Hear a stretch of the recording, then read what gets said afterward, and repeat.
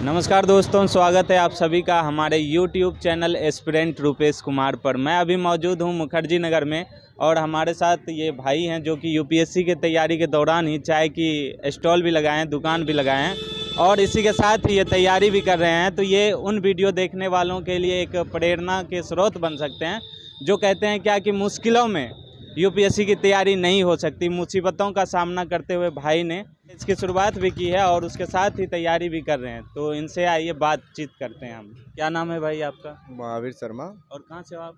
उत्तर प्रदेश गोरखपुर। अच्छा, आपने क्या पढ़ाई किस चीज़ की है? मैंने बीटेक कर रखा है। अच्छा, बीटेक। बीटेक करने के बाद जॉब करने गया था हिमाचल प्रदेश फार्मास्यूटिकल कंपनी में। जॉब मुझे अच्छी नहीं लगी और मुझे कुछ आगे भी पढ़ना था और मैंने पहले भी तैयारी कर रखा था। तो दिल्ली में आया। दिल्ली में काफ़ी ज़्यादा खर्च है आज के टाइम पे। अगर दिल्ली में कोई भी एस्पेरेंट है अगर तैयारी करना चाहता है तो कम से कम 10 से 15 हज़ार तो पकड़ के चलिए। बिना कोचिंग के बता रहा हूँ। अगर कोचिंग पकड़ता है तो कम से कम बहुत है, सारे पैसे लगते हैं यहाँ पे बता रहा हूँ तैयारी करने के लिए। या तो ऑनलाइन पकड़ ले अपने। बीटेक करने के बाद आपने नौकरी भी की, उसके बाद फिर कैसे प्रेरणा, कौन सी प्रेरणा जगी आपके अंदर कि आप यूपीएससी की तैयारी के लिए मुखर्जी नगर आ गए? जैसे क्या है ना, बीटेक के बाद फार्मास्यूटिकल क्वालिटी कंट्रोल इंजीनियर थे हम, असिस्टेंट क्वालिटी कंट्रोल इंजीनियर। तो काफ़ी टाइम तक जॉब नहीं किया, 2 महीने का किया। उसके बाद मुझे लग गया कि मेरे लायक मतलब मेरे लिए जॉब बनी ही नहीं है, मतलब नौकरी मेरे लिए नहीं बनी है, मुझे कुछ अलग ही करना है। और मेरा बैकग्राउंड जो रहा है जैसे कि सीनियर रहे हैं या जो दोस्त वगैरह रहे वाला सीन था, तो ज़्यादातर मतलब यूपीएससी एस्पिरेंट ही रहे हैं। और तमाम ऐसे मेरे सीनियर भी हैं जो एसडीएम हैं और आईआरएस हैं, आईपीएस हैं। तो उन लोगों के कांटेक्ट में मैं रहा हूँ। अभी भी यहाँ मुखर्जी नगर में कम से कम मेरे कॉलेज के कुछ नहीं 25-30 लोग यहाँ तैयारी करते होंगे यूपीएससी का। और तो इन साथियों को देखकर ही आपने सोचा क्या कि यूपीएससी की तैयारी कर लूँ? सेकेंड ईयर से ही, मैं कॉलेज में जो सेकेंड ईयर में था तभी से इन सब के कांटेक्ट में रहता था। तभी से मेरा मतलब तैयारी तो सेकेंड ईयर से ही मैंने चालू कर दिया था। अच्छा। और अप्रोक्सीमेटली बीटेक करने में कितने खर्चे हो गए आपके?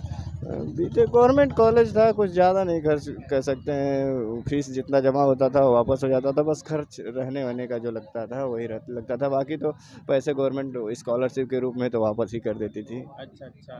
तो यूपीएससी की तैयारी करने आए तो क्या खर्चे निकालने के लिए इसकी शुरुआत की या क्या? बात यह ना कि घर वालों पे मैं दबाव नहीं डाल सकता था। वो लोग अब तक बहुत कुछ किए हमारे लिए। तो एक टाइम होता है ना, हमें भी उनके बारे में सोचना चाहिए और उनका मतलब हेल्प करना चाहिए। तो मैं बिना घर वालों को बताए यहाँ आया। पैसे भी ख़त्म हो गए थे, जो जॉब वगैरह के पैसे बचे थे, 2 महीने के पैसे सैलरी जो मिली थी और स्कॉलरशिप भी जो आया था 50-56 हज़ार आते थे स्कॉलरशिप, तो पैसे रखे थे। फिर यहाँ आने के बाद 2-3 महीना कोचिंग वगैरह पता करो, पीजी ऊजी यहाँ इतना महंगा है कि 3 महीने के अंदर तो पैसे खर्चे हो गए, पता ही नहीं चला।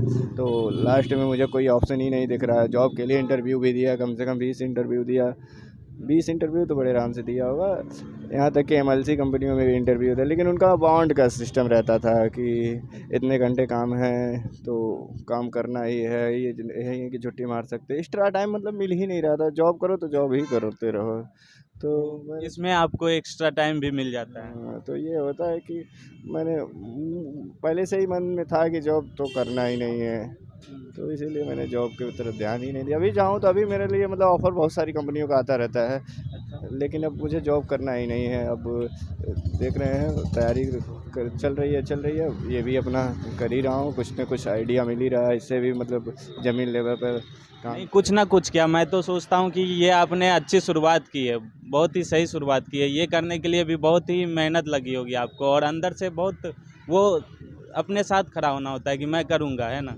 चाहे परिस्थितियाँ कितनी भी बुरी हो, मैं तैयारी करूँगा, साथ में ये भी करूँगा और अपना खर्चा खुद ही उठाऊँगा। आत्मनिर्भर होना तो सबसे बड़ी बात है आज। तो उन बच्चों के लिए आप क्या कहना चाहोगे कि जो गाँव में हैं या फिर ऐसी स्थिति में है जहाँ से वो आ ही नहीं सकते यूपीएससी की तैयारी के लिए, तो उसे आना चाहिए यहाँ या अपना कुछ करना चाहिए? आत्मनिर्भर हो गया तो तैयारी की जा सकती है क्या? इस पे यही आपका क्या? बोलूँगा कि ज़्यादातर लोगों से यही बोलूँगा कि इस समय ऑनलाइन मतलब बहुत कम पैसों में उपलब्ध है, ऑनलाइन ले लें। ऑफलाइन के चक्कर में ना पड़े। ऑफलाइन में क्या है ना कि काफ़ी सारे पैसे लग जाएंगे, कोई मतलब नहीं निकलता है। ऑफलाइन अगर करना ही है तो केवल ऑप्शनल ले लें, बाकी सारे सब्जेक्ट अपने से मतलब कोशिश करें तैयार करें। मैं तो किसी को नहीं कहूँगा कि मतलब पूरा जैसे 2 लाख फीस दे के ऑफलाइन कोचिंग करें। टाइम भी लेंगे, 18 से 24 महीने का टाइम लेंगे। उससे बढ़िया ऑप्शनल का बढ़िया से क्लास करो और बाकी चीज़ों को ऑनलाइन समझो। ऑनलाइन मतलब बहुत कम रेट में, जेन्युइन रेट में मतलब उपलब्ध है, तो ऑनलाइन ही पकड़ लें। तमाम सारे हैं, मतलब यूपीएससी के कोचिंग तमाम सारी हैं, कहीं से भी मतलब जहाँ लगे कि हाँ मैं जहाँ से कवर कर पा रहा हूँ, अच्छा लगे वहाँ से अपना पकड़ लें। तो आपकी यही राय है कि मुखर्जी नगर आकर तैयारी करनी ज़रूरी नहीं है, आप ऑनलाइन भी तैयारी कर सकते हो? क्यों इतना संघर्ष करना? आपने संघर्ष करके यही सीखा? हाँ?